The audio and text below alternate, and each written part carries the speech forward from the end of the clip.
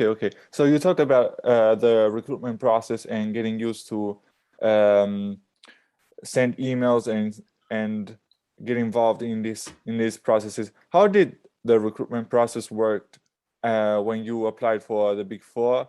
How many interviews did you have to go through? And is it something like, is it standardized across different geographies in different countries, or it changes based on where you are? Yeah.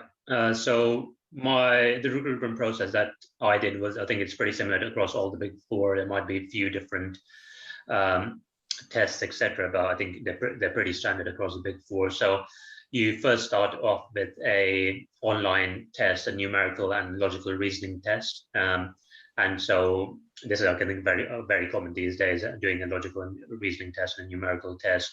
Not too complicated at all.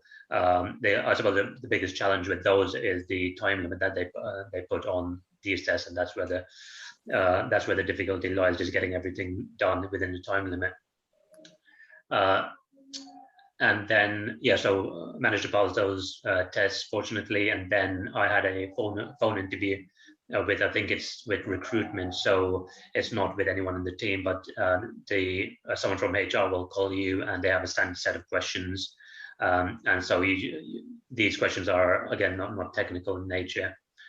They are about sort of what you think your strengths are, talking about certain situations you might have faced. So you can certainly prepare for them. And that's what I did, made sure that I prepared as much as I possibly could before the phone interview.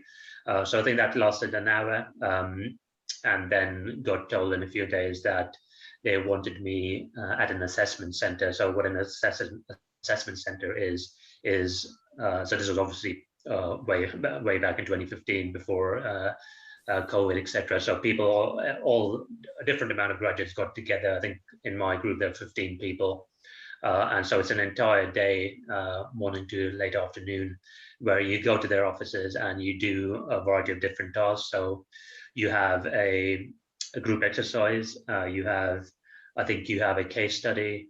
That I remember. Yeah, I did a case study. I did.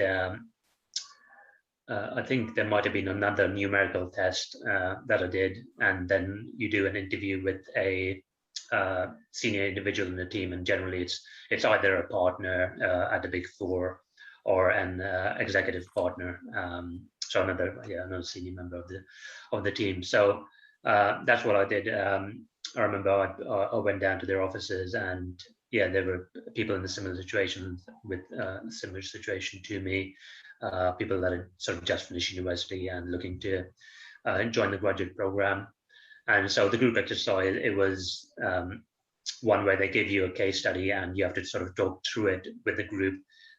You discuss sort of what you think the right solution is, and you have to sort of debate it in your group. And so there are particular techniques. For example, you don't want to hog the limelight and just keep on speaking for the entire hour. So you want to give people opportunities, and then you want to start the debate, start asking interesting questions, and questions that will move the group forwards in terms of coming to an intelligent solution. So you definitely need a strategy when you go and do these group sessions, in terms of how you want to approach them and how you want to be perceived during that session. So certainly I think you can prepare for those sessions as well, but naturally you do need to react according to what the case study is on that day.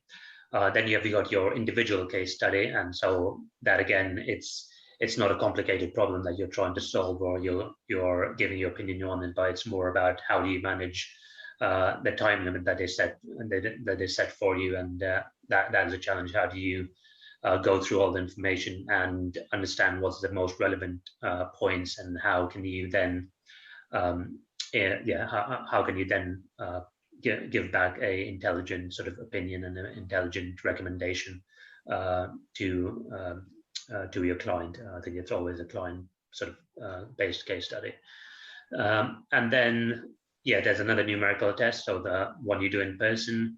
And then I suppose another really important aspect of that is your interview with the partner or the executive partner in that team. And so again, you have to prepare. You have to make sure that you have examples of different scenarios you've been in, working well under pressure, working well with tight deadlines, all the general sort of stuff. And I'm sure if you're preparing for other interviews for other companies, you'll have some of that material. So that's another thing that I had sort of I had sort of 4 or 5 pages of different examples, so that I could bring them up whenever people ask me questions about these situations.